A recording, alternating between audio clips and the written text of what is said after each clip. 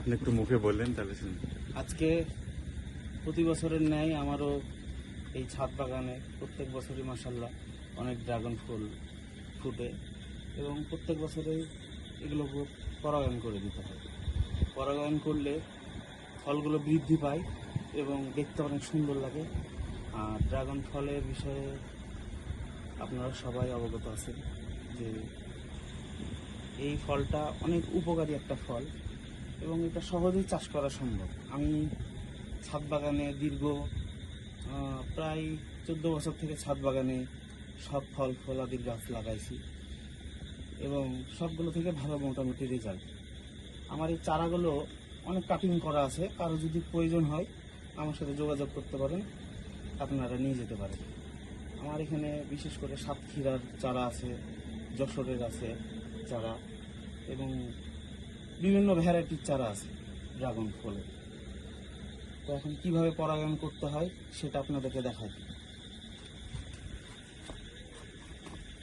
প্রথমে এই যে পুরুষ রেণুটা নিয়ে সাদা একটা অংশ নিয়ে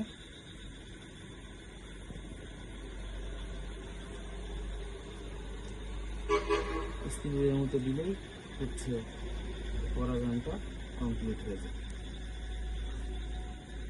এবং পরাগায়নটা ভালোভাবে করতে পারলে মোটামুটি ফলটা সাইজটা ভালো আসে।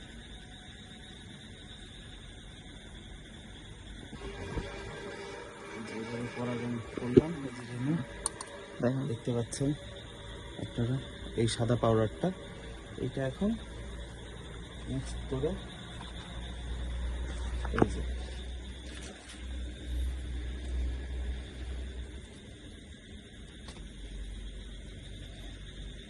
স্ত্রীর মধ্যে জাস্ট শুয়ে দিলাম, ব্যাস হয়ে গেল আমাদের ড্রাগনের পলিনেশন।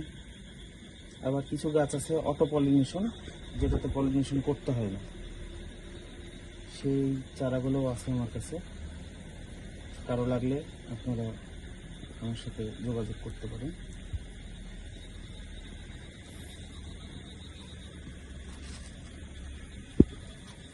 বেশ অনেক কয়টাই ফুল ধরেছে সব গাছগুলোতে,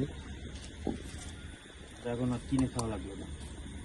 এরকম ছাদ বাগানে যদি 5টা 6টা গাছ থাকে, আশা করি বছরের যে ড্রাগনের চাহিদা এখান থেকে মেটানো সম্ভব আমাদের। স্টপ করে